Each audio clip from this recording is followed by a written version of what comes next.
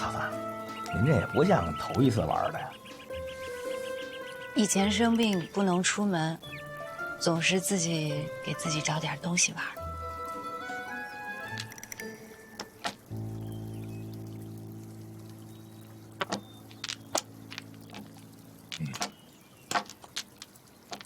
来，咱继续。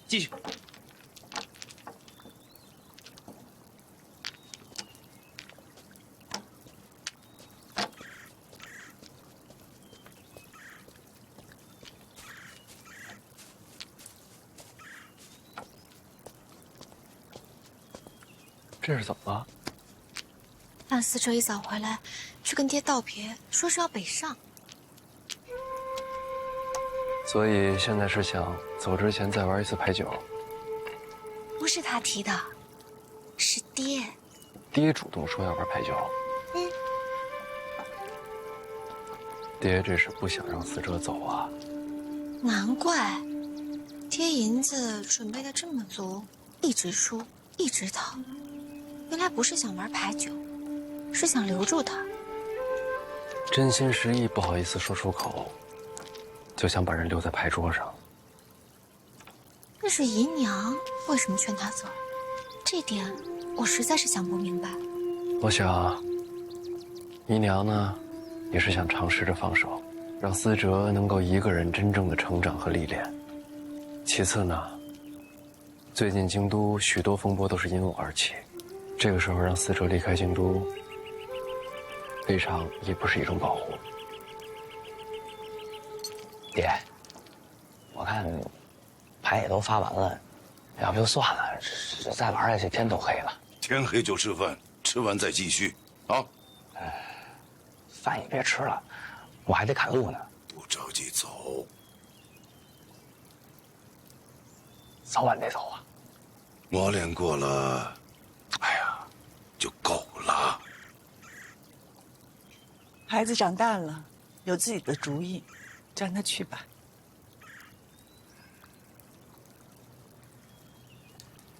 那这样，爹，一局定胜负。我要是输了，我就走。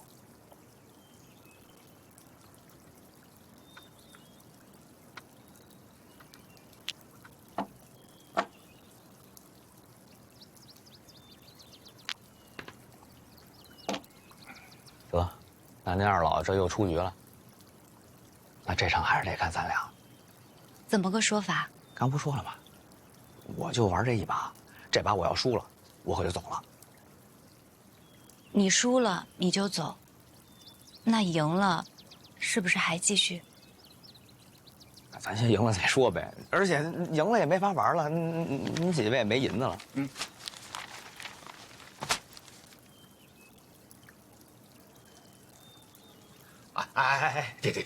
你这玩物丧志了这。上次离开是为了避祸，现在没必要了，啊！你这次回来确实长大了不少。我跟您说实话，我之前挣钱呢，是为了给您看的。我就是怕您觉得我是一个不中用的儿子，我就想着能让您骄傲一把，我就想着干点什么能让您看见。我看见了。但这次和以往不一样，这次其实我是为了我自己。我想在北齐开一个前所未有的铺子，想让北齐的国运和财富相连。所以这一次，我其实是想追逐我自己的梦想。思哲是真长大了。好吧，就照你说的，一局定输赢，输光换人。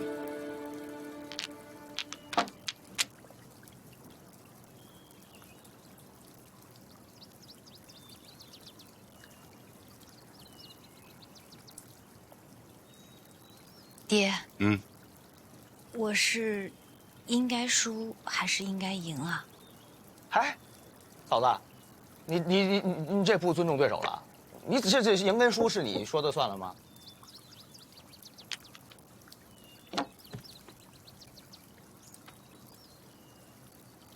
这我就赢了。行。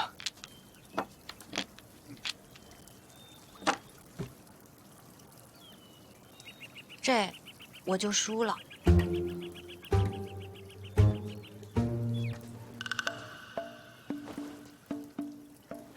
嫂子，你能再来一遍吗？这。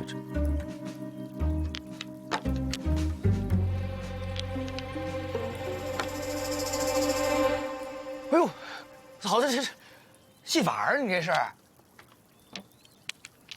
以前生病的时候，自己跟自己玩，练多手就快了。这，咱们刚才算开了眼了啊，这是。那我到底是该赢还是输啊？天下没有不散的赌局。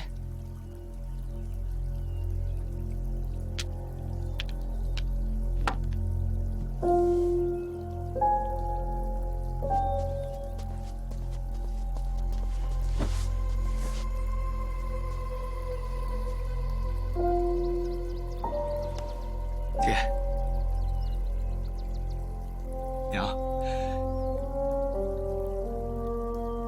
春儿走了。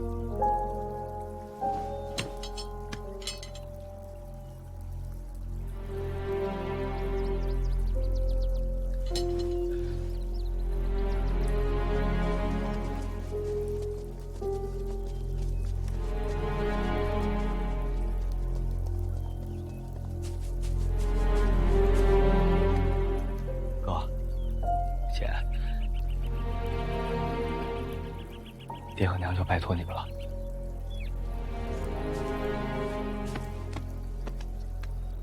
去吧。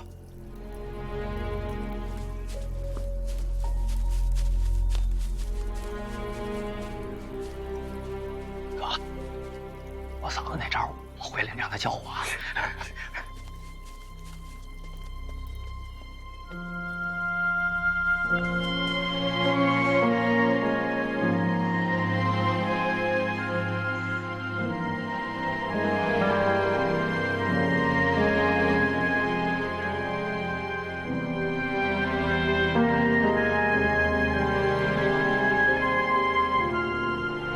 别干！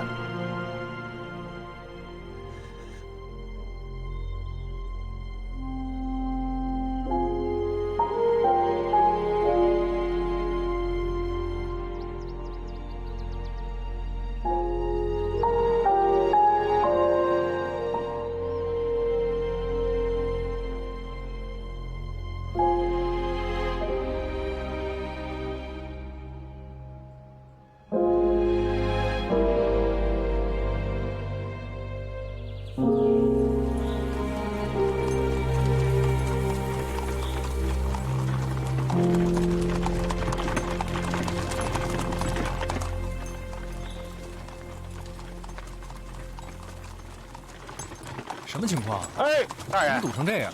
您坐里边吧，这外边灰大呀。怎么这么多车啊？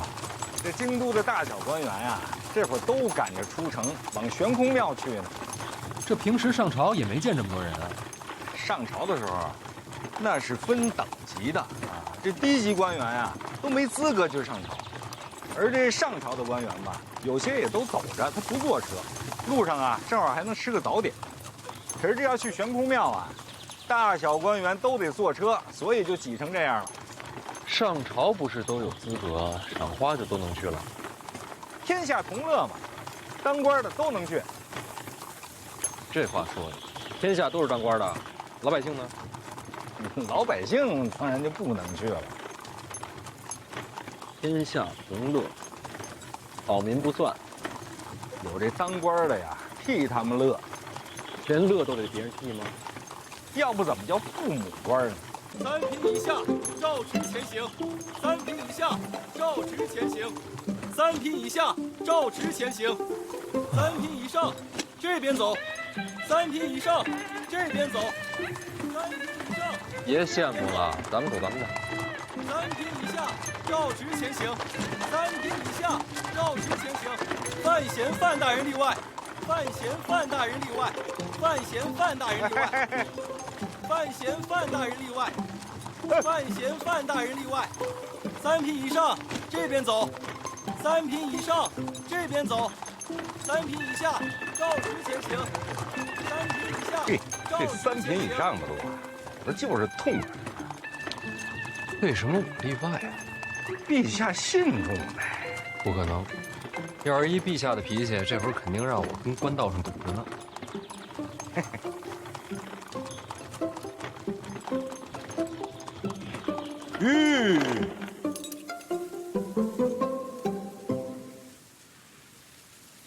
快，朝着部队啊！大人别慌啊！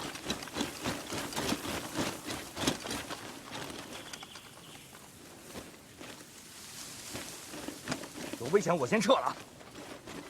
我轻功好啊，求援方便呀。那我谢谢你啊。应该的。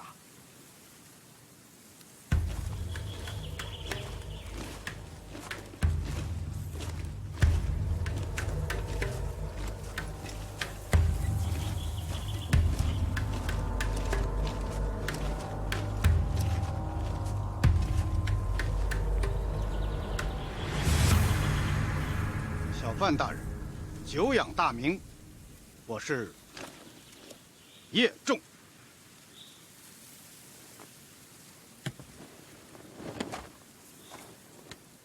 京都守备，您是叶灵儿的父亲。赏花那天谁负责护卫？自然是叶师兄了。叶师兄，就是叶仲，叶大人。京都守备叶仲，他是你师兄？亲师兄。我家师弟跟小范大人交过手啊，不算交手，就过了一招。小虐常夸小范大人身手不凡，不敢当。你跟我师弟过招，跟我女儿过招，不跟我过招，那岂不是瞧不起我？这什么逻辑啊？就一招。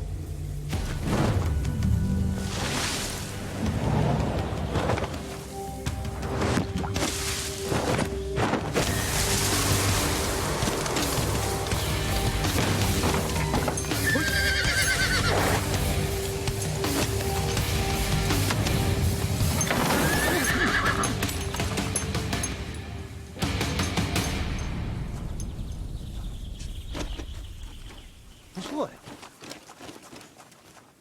错，有酒品没？能过招。啊，真是后浪推前浪啊！撤！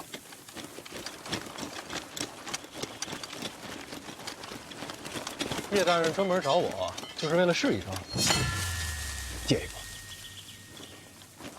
你，啊，一边待着去。啊，范大人，今日悬空庙，麻烦您多照看些。什么意思？陛下有旨，我等禁卫不得打扰赏花兴致，所以悬空庙方圆数里戒备森严，反而悬空庙内只有宫内守卫把守，人手不够啊。叶大人是觉得会有刺客啊？那倒不会，就是心虚。那叶大人何不亲自过去镇守？我必须去啊，但是人手还是太少。为什么找我？赏花群臣中能打的，只有小范大人您了。洪自强洪公公不去吗？那只有皇上知道，我也不好问呢。宫典宫统领呢？如果师弟还在，那就不必麻烦范大人了。叶大人，咱俩头回见吧。叶某任京都守备，掌城防军务。如果范大人不谋逆，咱俩见面的机会不多。那你就没想过，万一我不答应呢？想过。什么意思？哎，听说小范大人欠债，一点心意。啊，如果没出什么意外的话，记得还我。还你？那没有意外不还我吗？叶大人干这种事儿，干得不多吧？头一回啊。那这是怕出了差错，影响前程？那不重要。那就是忠君爱国。这个有句话你知道吗？叫“风什么啊，清什么什么什么什么什么呀？”这些人都是我带出的兵，如果有什么差错，最惨的还是他们。有句话叫“刮大风的时候，刮倒的都是一些无名之辈”。风起清平之末。哦，对，对，就这句。这句不是这么用的，差不多就行。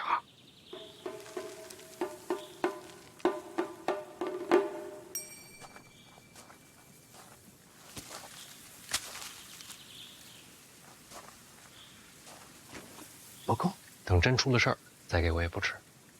哦，那这么说，范大人就是答应了。不过叶大人放心，赏花大会3年1次，4次平安，这世上哪有那么多意外啊？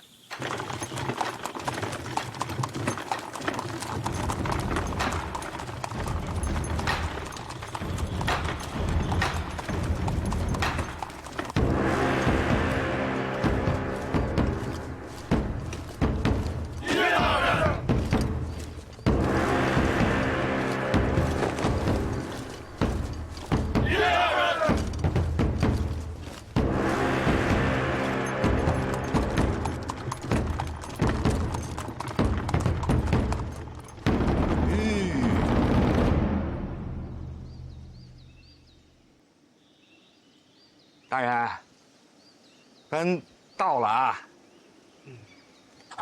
行，找地儿停了吧。咱不是要进庙去赏花吗？懒得凑那热闹。再说了，站那么高，赏的还是花吗？不赏花，赏什么呢？哟，小秦大人，小范大人，令尊呢？嗨，家父宁愿在家午睡。嗨，范尚书上去了。应该是吧？哦，那应该啊，在内层。你怎么知道？陛下在最高内层，下面每一层各按官职爵位分排，井然有序，绝不会错。陛下说了，小范大人这盆要放在这边。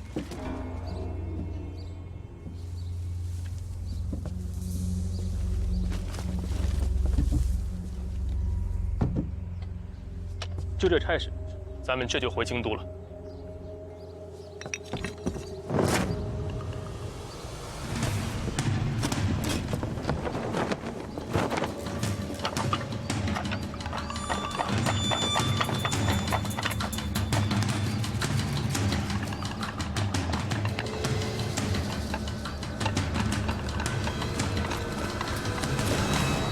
怎么了？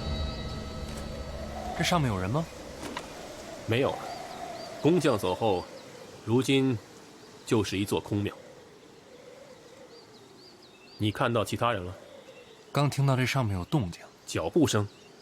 不算，就是足尖轻踩的声音。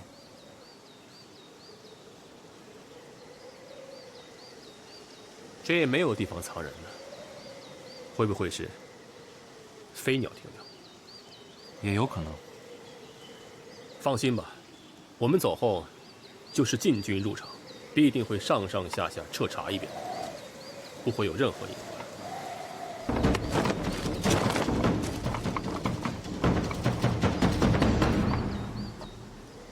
好景色。皇室每3年赏菊大会都在此处，就为了这般景色。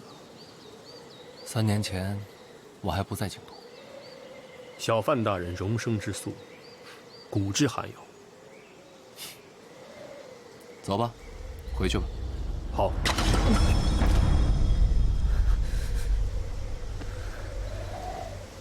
大人内息有些混乱。没事儿，我这功法有时不受控制，已经没事了。 大人功法在下不便多问，但内息混乱，总之不是好事。该问问你的授业恩师。没人教，我自学的。这样自学。说句实话，小范大人，陛下对你真是没得说。赏花大会等一个“臣”字，在下闻所未闻。 小范大人，前途无量。公统领客气了，未来可期，更要保重身体。功法的事，万万不可大意。多谢关心。小范大人，未来可期，在下也想攀攀高枝。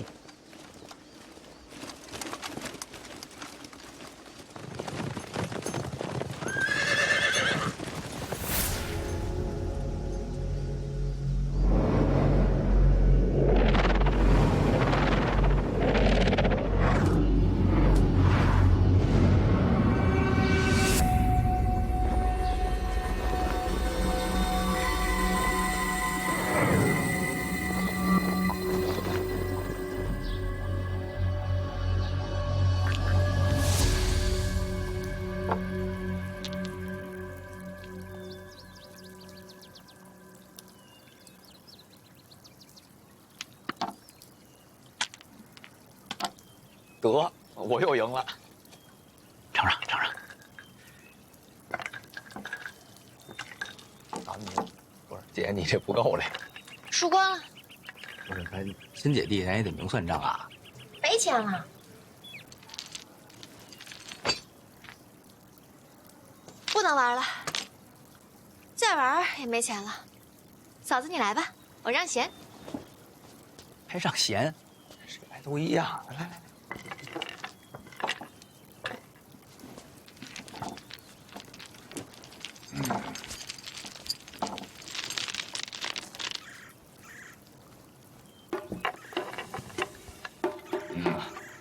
媳妇，来。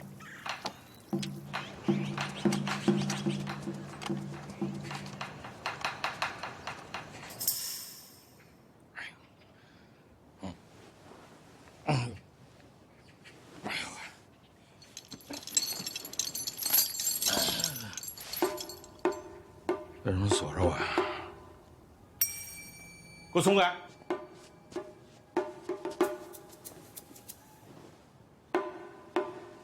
聋了？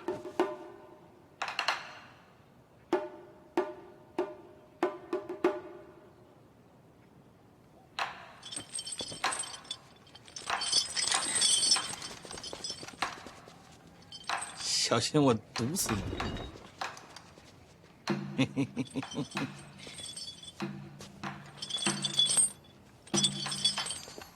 我毒死你们！这里可都是你的人。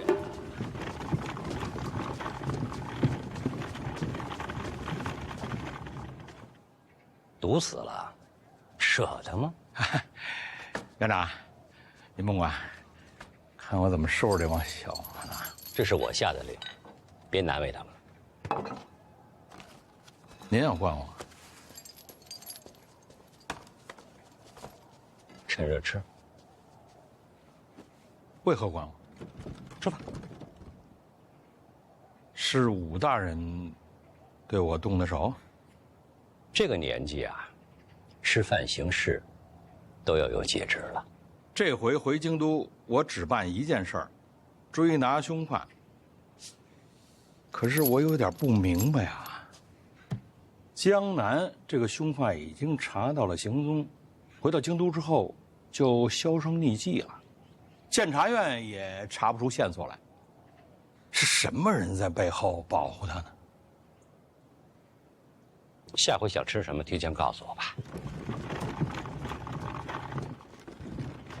院长，啊，您要干什么呀？给你送饭呢。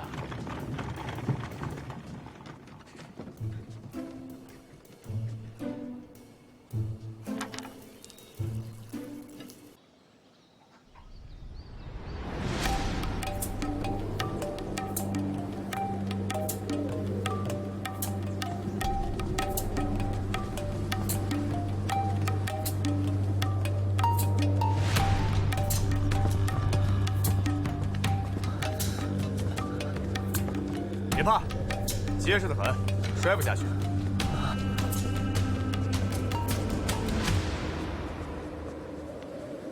大哥，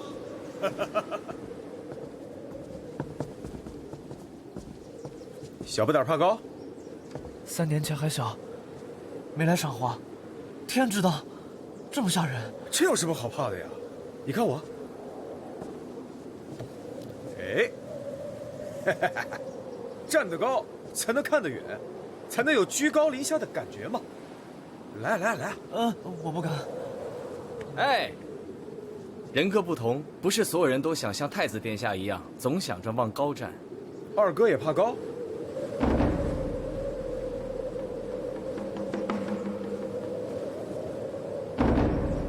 高不高的不重要，有摔下去的才好看。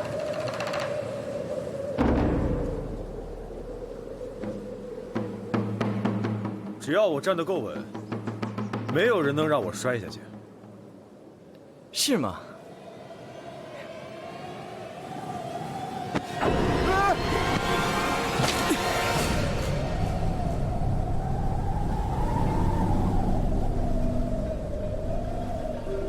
站得稳没用，得有人护着你。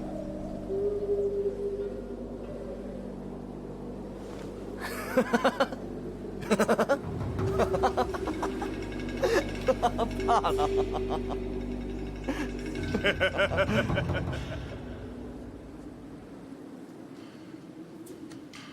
感谢二哥，救命之恩啊！好说。臣等恭祝陛下福寿安康，大庆国祚永年，陛下万岁万岁万万岁！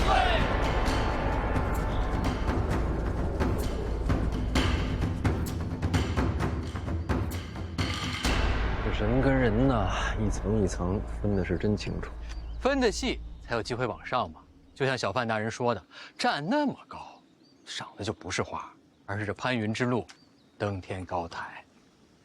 大人，那有水了，有水了，有水！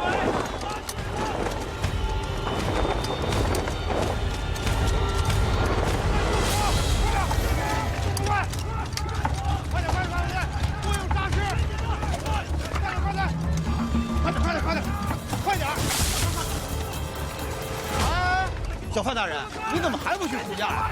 好吧，协助叶大人查清火源。是。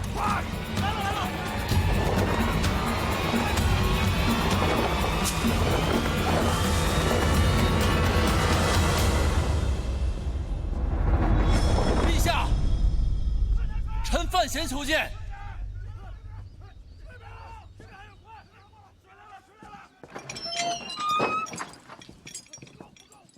陛下，有人放火。你放的吧？我是来护驾的。护驾？火呢？灭了。灭了护什么驾？臣担忧陛下安危啊。百姓，进来。我检查的仔细一点，一点火苗都不要留。您看这火折子，火折子，这火像是人为的呀。这火起的确实蹊跷，要是真有刺客，此处高悬崖壁，最难防范。哼，陛下还是回京都暂避一下。朕这一生什么样的风浪没经过，一把没燃起的火，就给你吓成了这个样子。陛下一生遇刺43次，从未退。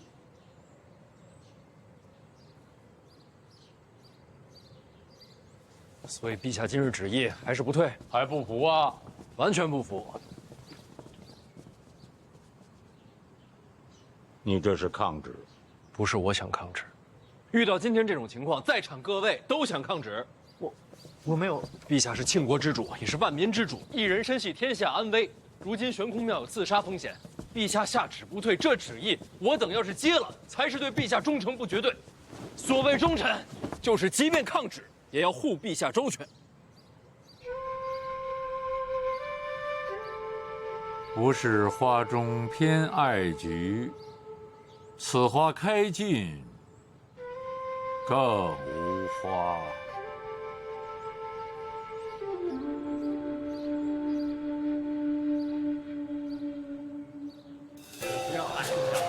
壮观呐！谢了，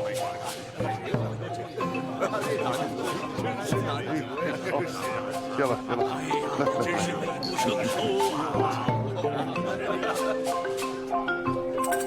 陛下不妨问问几位殿下是否和臣想的一样。父皇，范闲说的不无道理。陛下一人系天下安危，不可不察。你们可是真能说呀！句句肺腑之言。奇怪，范建怎么教出你这么个儿子？回陛下，臣在儋州长大，无人教导，野蛮生长。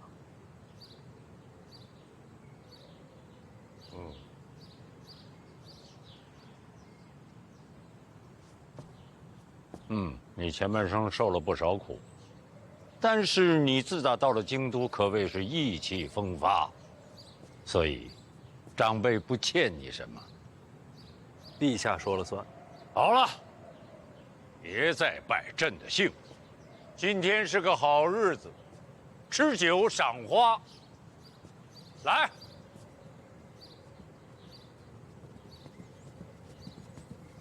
我们喝上一杯。陛下万岁万岁万万岁！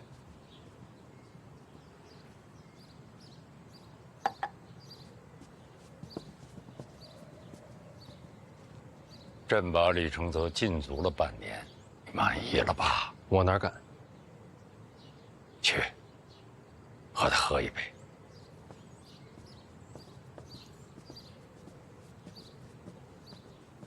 殿下，你我之间不是私怨，该满意的也是国法，并不是我。你我之间总要做个了结，等着那一天，来日方长，指日可待。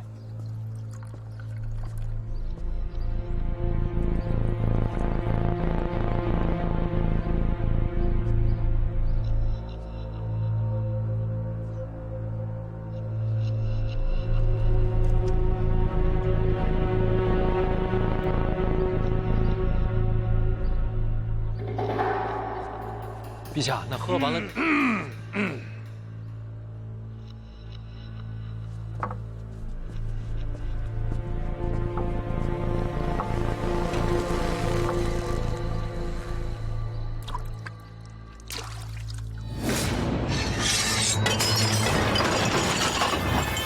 有刺客！保护陛下！保护陛下！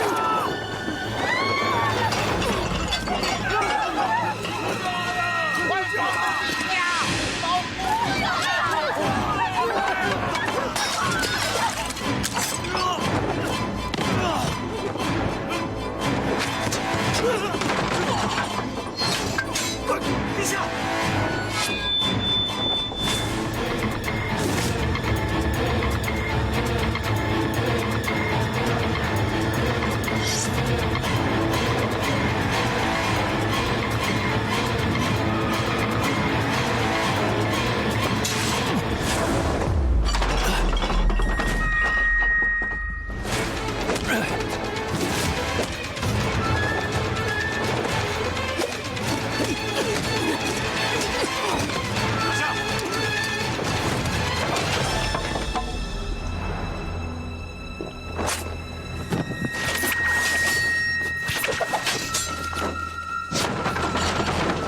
听说四顾剑有个弟弟自幼离家出走，抓着他，我倒要看看这兄弟二人是不是痴呆之徒。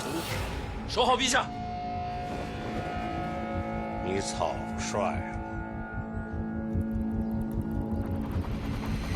有刺客！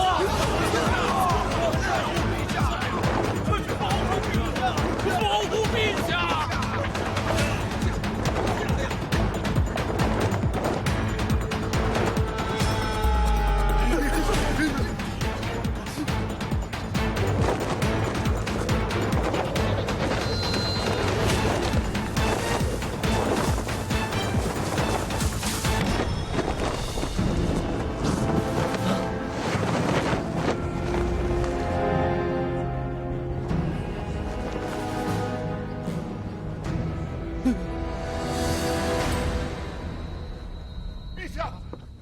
陛下，怎么范闲一个人追过去了？你怎么不关心朕的安危啊？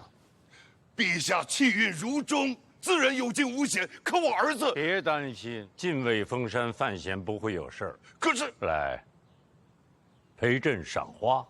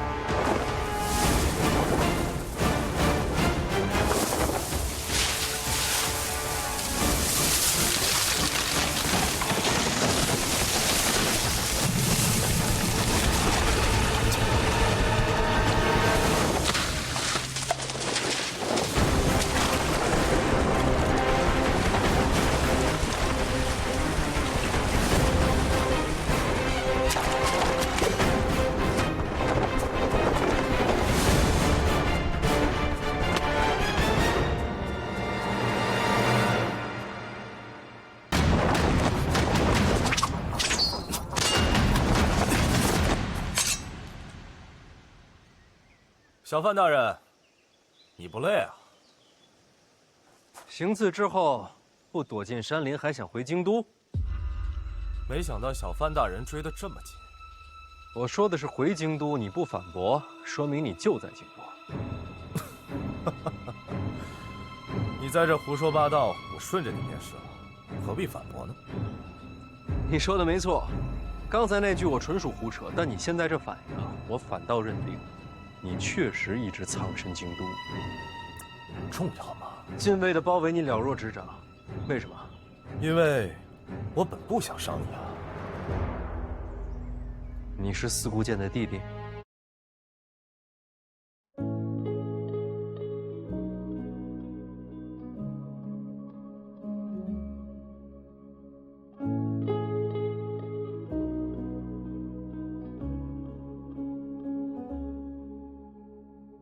少年扬起脸庞，前往他的月亮。人们笑他狂妄，人怎可不一样？白衣过你淡，怎敢说不然？但凡阴凉有家，谁能真潇洒？你们都是对的，他说拜托让开一下，让我大醉一场，天堂之上被现实两三张，让我穿白衣裳，过风人巷，去你探老月光，望大人们见谅，祭奠的话，我动也不想装。是人群黄金上，我照月亮，何必做梦？花谢过，路结果，你是你，我是我。花谢过，路结果，你是你，我是我。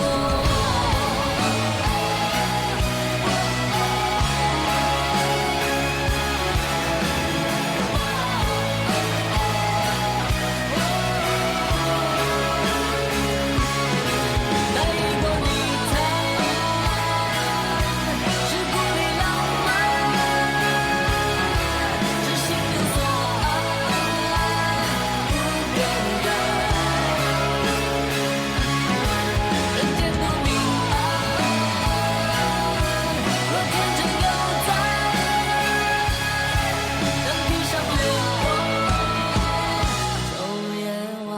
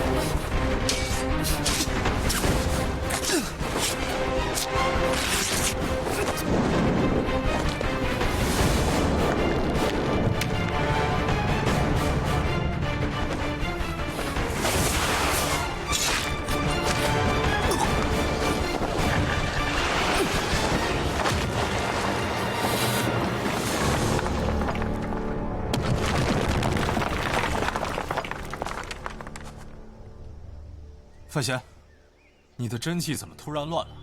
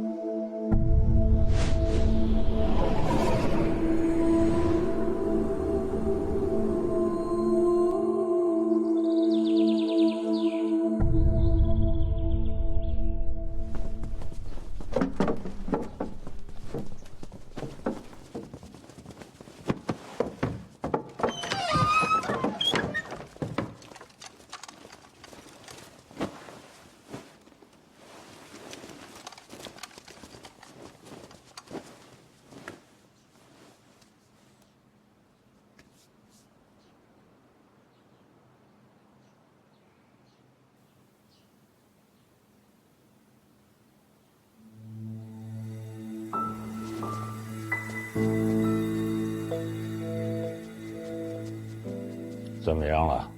陛下，有些麻烦。他不就是中了一刀吗？刀上有毒，解毒啊？是什么毒还不清楚。之前呢，臣曾经去过范府，就已经发现他内息紊乱、经脉逆行的状况。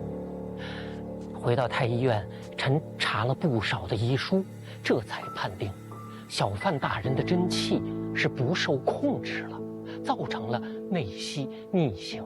这一战，小范大人真气失控，遭受了外伤，又中了毒，这每一样都是要命的，更何况急于一身。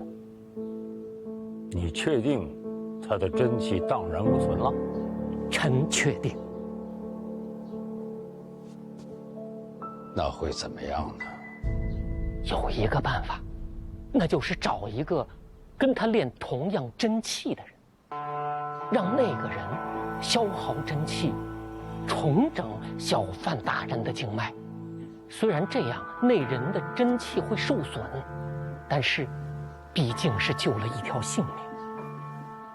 同样真气的人是，在这个世上还没有第二个人啊，那就难了。那你就陪葬吧。啊，陛下。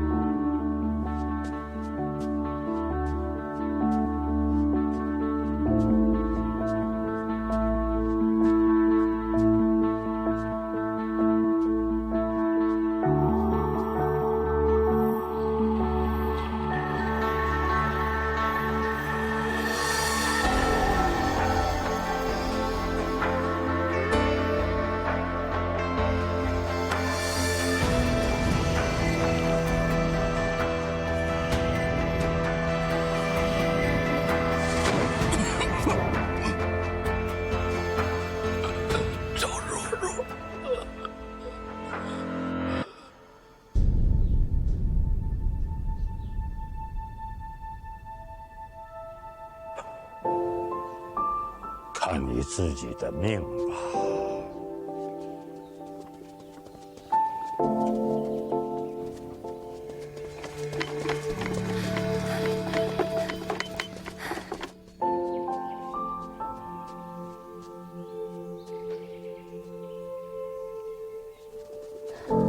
这位就是范府嫡女范若若。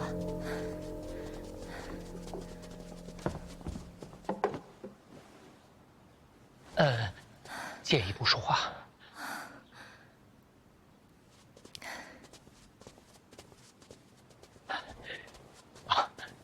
若若姑娘，你懂医术？我哥教过我。那你会解毒吗？不懂。治真气逆行呢？不会。那你怎么救他？我救不了他，能救我哥的只有他自己。我能做的只是让他醒过来。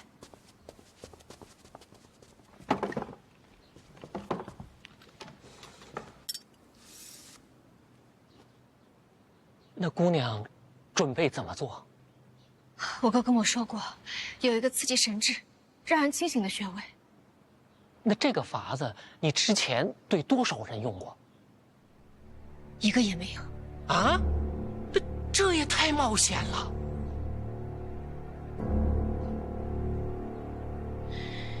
如果不用针，能行吗？那就不要犹豫了。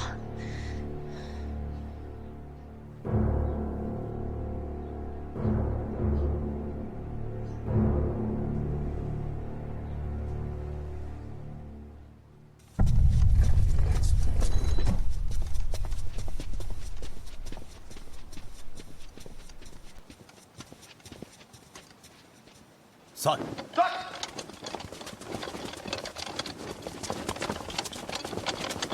快点，快点，快点！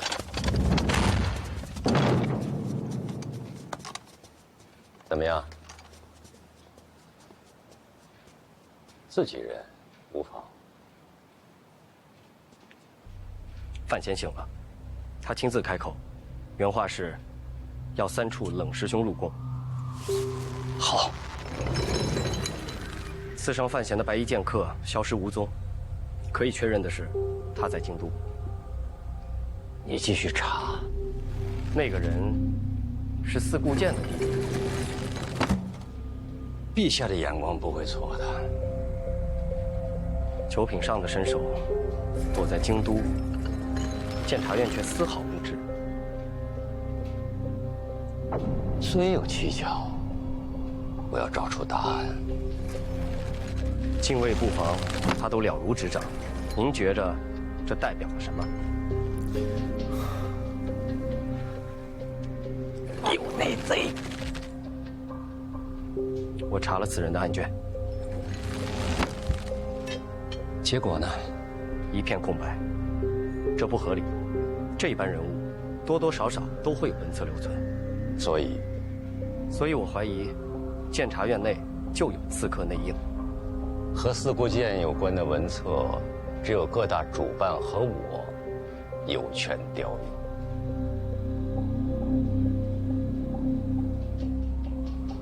或许内应之人就是监察院主办。院长，我想暗中调查。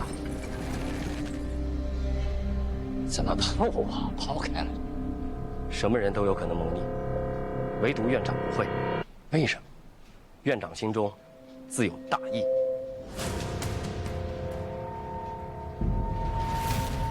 继续查吧。是。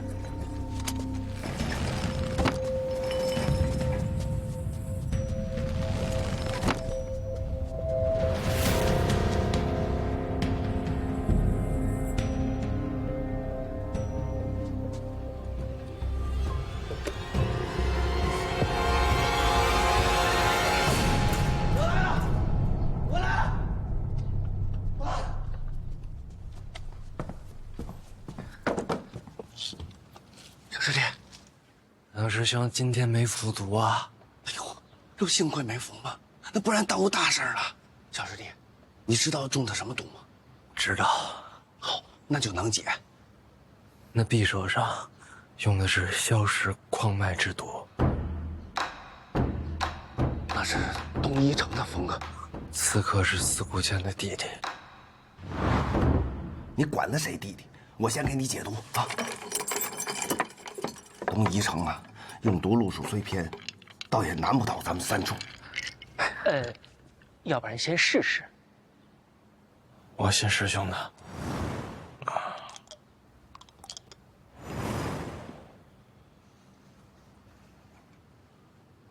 这是内服，我现在给你外服，我得现磨啊。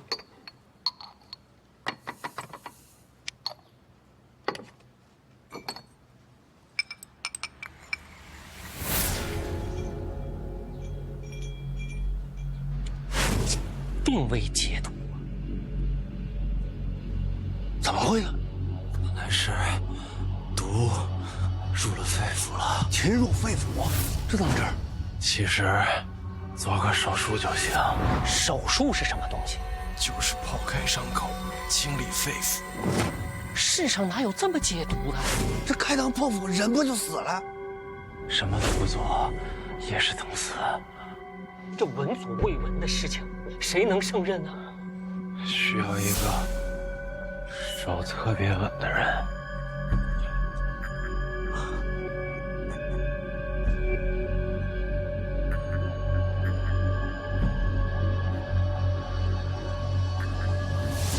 我来。我的手是最稳的。一会儿场面会有点血腥。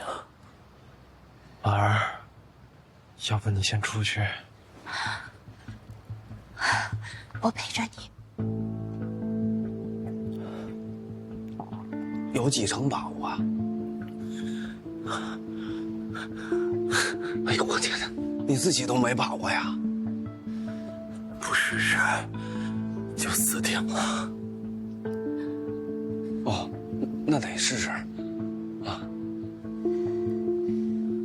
动刀吧。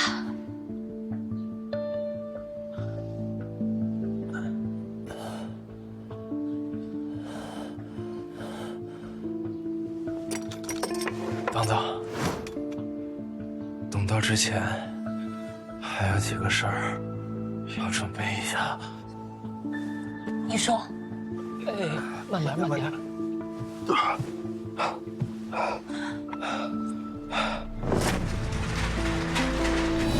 手术床。啊？无影灯。什么？全面消毒。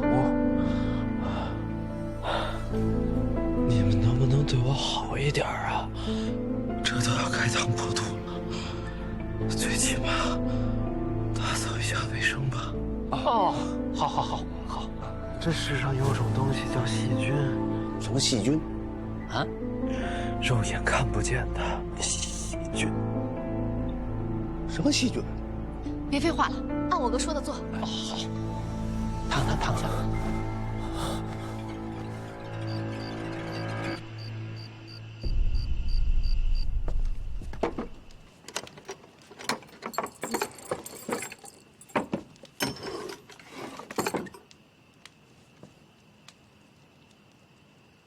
小师弟，我用焚毒伞擦了很多遍，又用避秽香也是熏了很多次，按照你说的都清理干净了。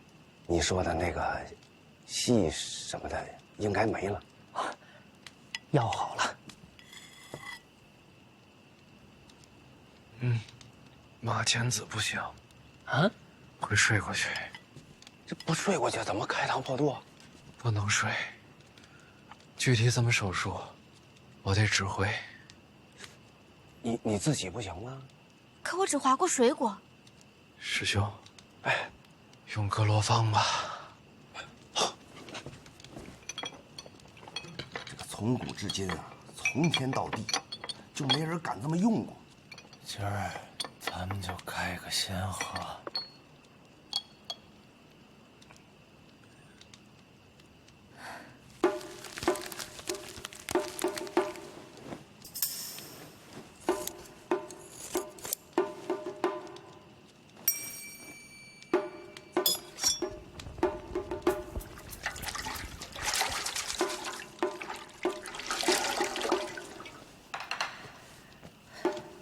你得给若若擦汗，她才是主刀。哥，开始吧。哦，没事儿，开始吧。别紧张，小心哥。没事啊。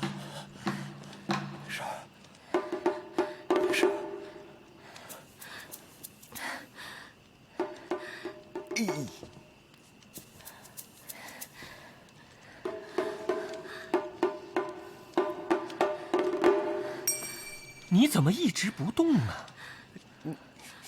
你竖过来。你手挺稳的。我只划过水果。没事，足够了，别怕。我不是害怕，我是不知道人的皮肉有多厚，不知道怎么下。我靠！大表哥他没事吧？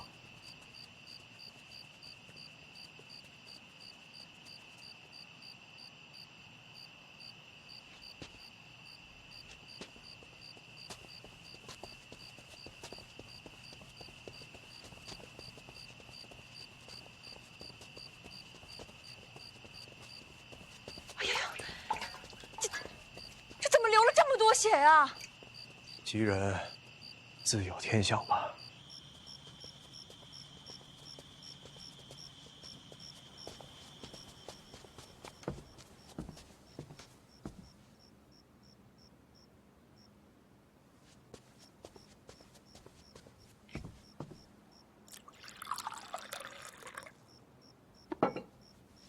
老爷，喝点茶吧。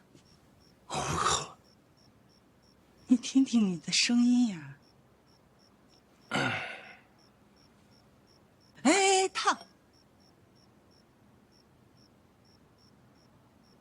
没事。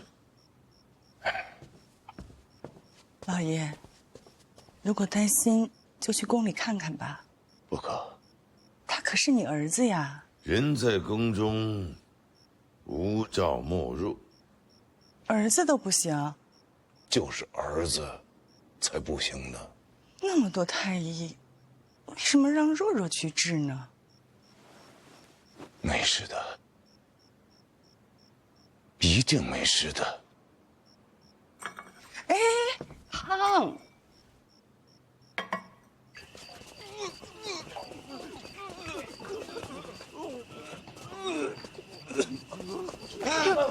这怎么了，臣？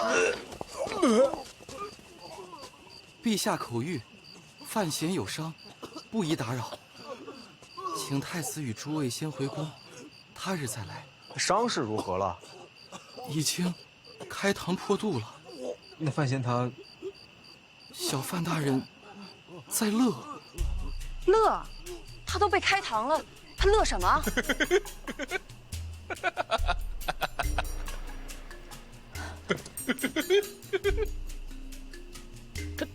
他笑什么呀？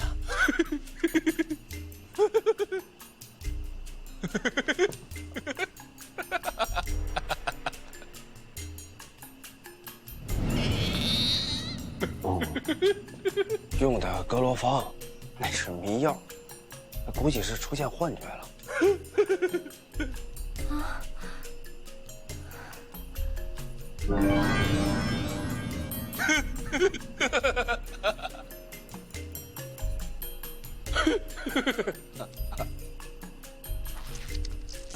哥，你伤口流血了。截图，止血，然后按我教你的缝上。别紧张，哥信你。好。缝上，用什么缝？用针。那用什么线？用棉麻线？桑皮线。桑皮线怎么做？用桑树根把树皮剥掉，用内部经络做成线，缝于皮肉，最终长成一体，像这样。那具体怎么操作？先让若若用心医治，事后再详尽告知。哎呀，是我疏忽了啊！你赶紧先救人，先救人啊！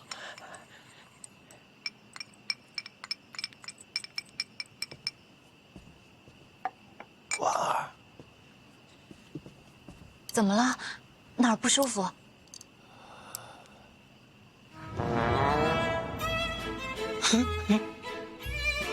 你还是人外好看啊！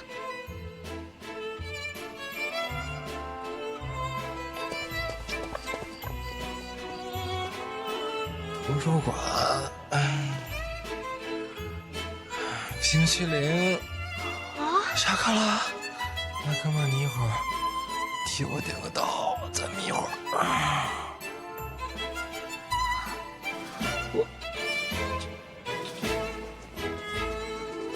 陛下，陈院长求见。班主任来了。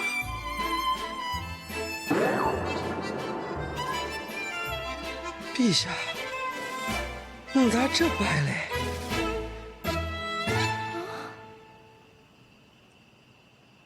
什么意思？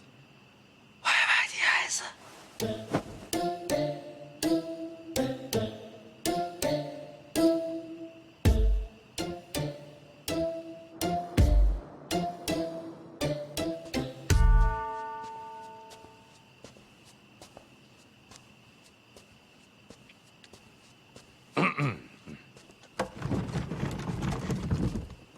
陛下，3名刺客的根底已经查明。范闲现在在广信宫，正在开膛破肚。如果这个医术能够传承的话，此乃殉国之大福也。说来好生奇怪，如果没有如此重创，范闲这个本事是露不出来的。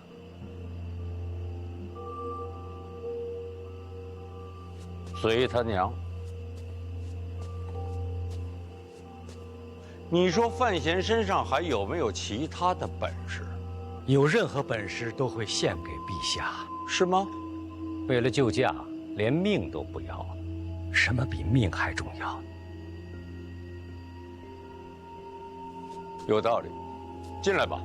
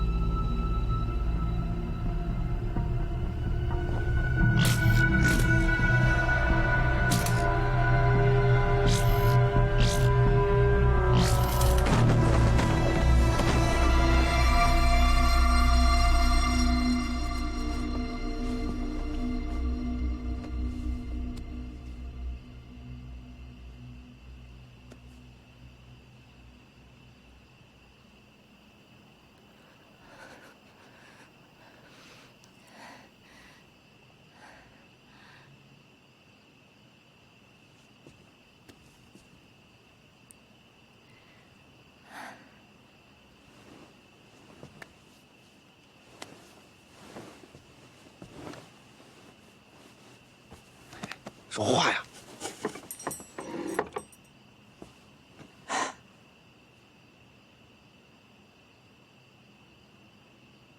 平完谢了。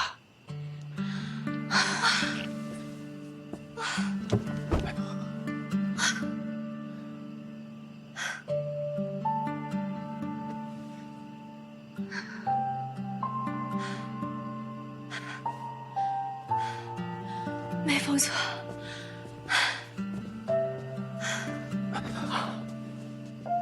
范小姐，此等医术可退鬼神。恕李某斗胆，恳请范小姐看在倾国百姓的份上，传赐绝学。等哥哥醒了，我再问问他。我现在叫醒他。伤成这样了，合适吗？哎呀呀，惭愧惭愧呀！你看我这糊涂的，光想着这医术传承了。行，该收拾东西。哎呀，让我小师弟好好休息。来。哎呀，让小范大人好好休息。明天我再送汤药来。多好学呢。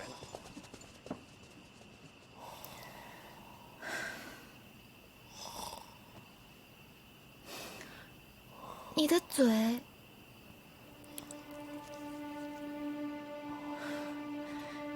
紧张，嘴唇要破了。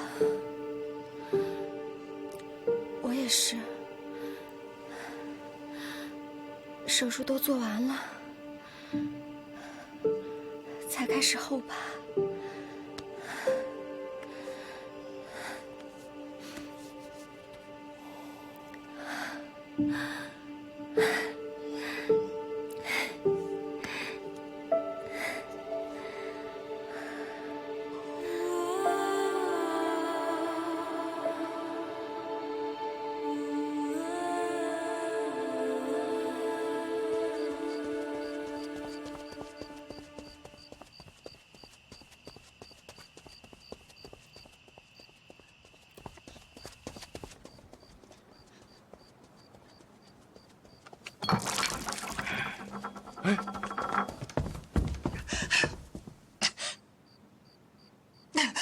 老爷，宫里急报，饭前病情稳住了，无性命之忧。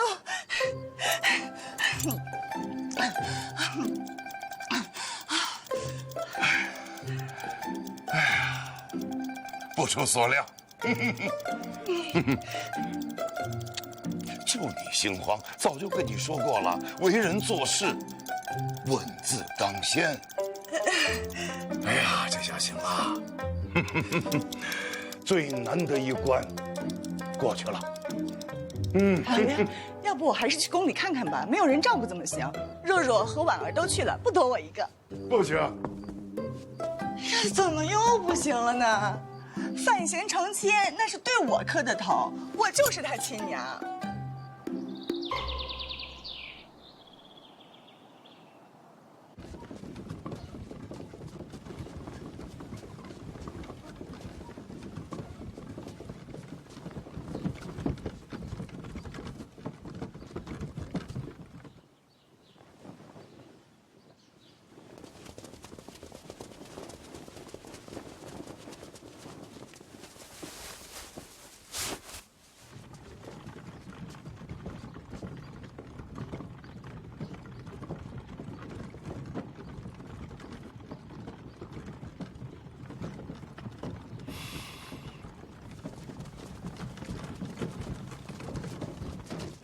婉儿和若若在侧院休息了，劝他们两个不要一直守护着你，真是太不容易了。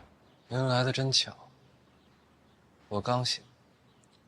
各楼方药效如何啊？三处早就给出了明确的答案，我是掐着时间来的。现在怎么样？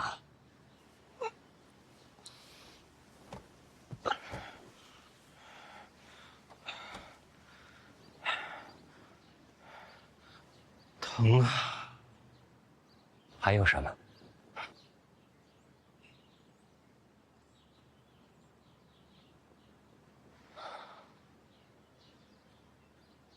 真气没了，经脉紊乱，真气离散。还好，命保住了。还能恢复吗？苦荷独门功法，天一道。据说，能有恢复根骨之能。肯外传吗？从不外传。好歹留个念想。玄空庙刺杀有结果了，陛下说，要第一时间让你知道。那我可得好好听听。第一，那个侍卫，静脉胡人，看着不像，有庆人血脉，相貌不可分辨。怎么入宫当了侍卫？当年庆国和胡人交战，占据上风，胡人派出一队人马来到京都，求和称臣，求和失败。庆国威风四海，胡人悲惨离境，那人此时就留在了京都，事过境迁。不知为何，庆公当了侍卫。当年入宫的手续谁办的？办案的人已经死了，这是悬案。这么多年不动手，没机会。侍卫太多，要想靠近陛下，机会渺茫。这次是巧合。那个太监呢？他和你息息相关。我可不认识他。当年你娘之死，引发京都一夜血流成河，所有参与之人被黑旗斩尽杀绝。这个太监就是当年王公后人，被仆人救出，长大之后重回京都，挥刀自宫，成了太监。为了报仇？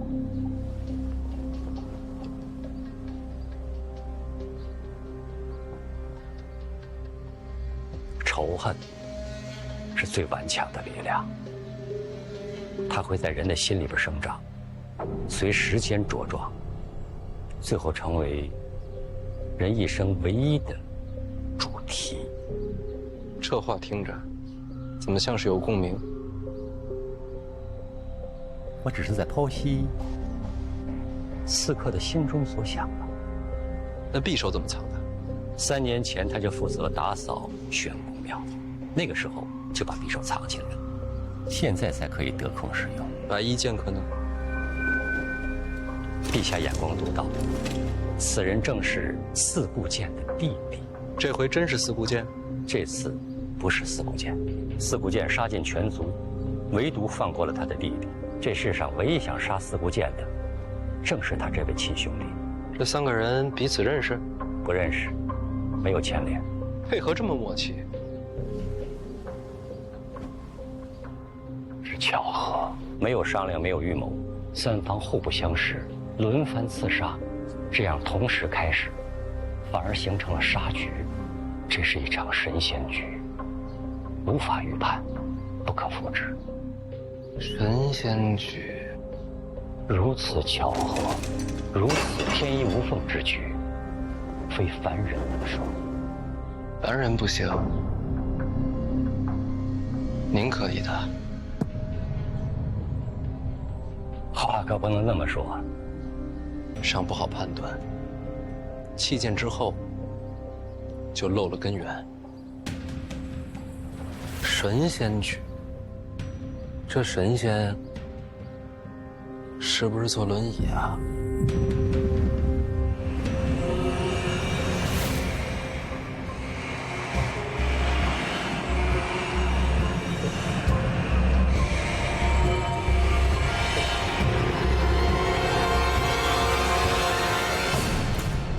别看了，我刚醒，不可能藏人，这儿就咱俩。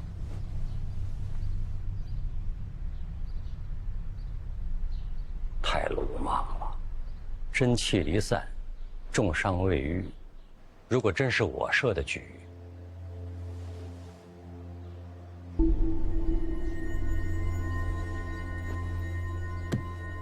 你怎么办？是你吗？我只派了影子，其他2个纯属意外。你想杀我？不是我，影子一直想跟五竹交手，没有机会。你是他唯一的亲传弟子，也就凑合了。那一剑是个意外，你忽然之间真气全无，他没有及时收得了手。所以是个意外，对吗？绝对是意外。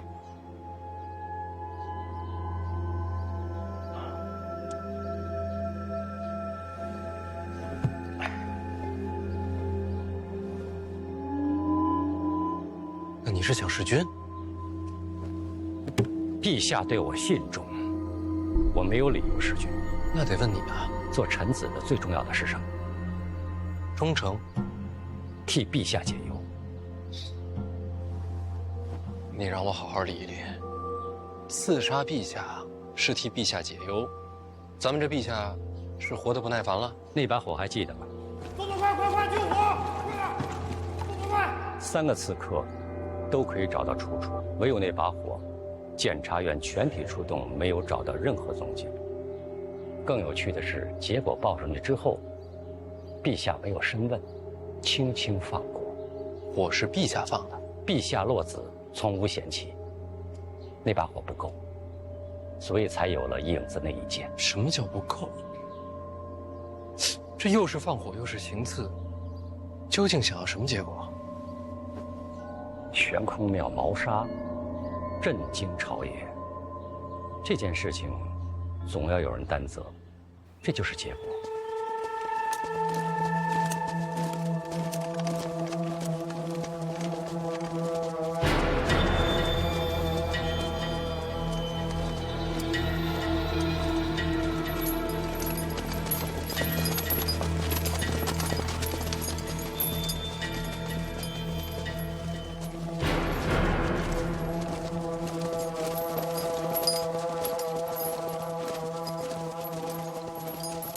宫典，大内统领护驾失职，其罪当诛。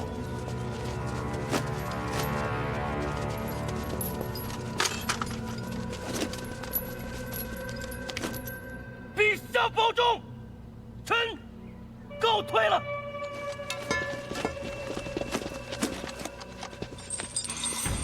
我杀了宫典，贬出京都，放逐定州，发配边郡。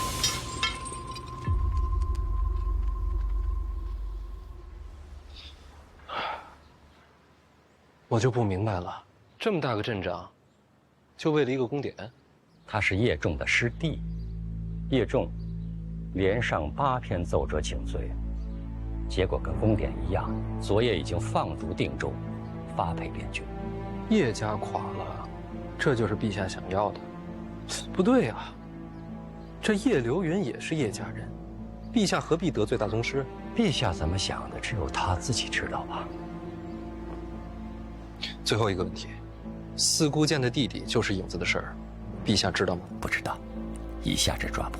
那这和行刺有何区别？为了陛下真正的利益，我不介意让陛下受到惊吓。这话听着可不像忠臣。结果最重要。要是那一剑刺中了呢？陛下不会死。没有人真正了解陛下的底牌。我该不该把影子的身份告诉陛下？可以不说。那你就不该承认。你刚才说刺客就是影子，这件事应该埋在心里，不应该问我。是。如果真是你布的局，我问出口就已经死了。那你为什么还要问？如果是别人，我就不问了。若是别人，我也不会答。悬空庙刺杀之局，真相就是这样。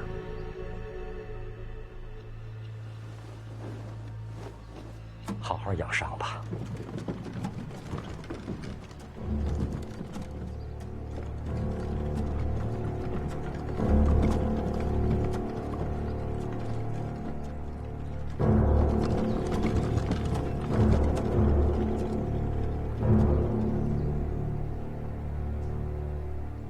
陈萍萍都跟你说了些什么？陛下，他说了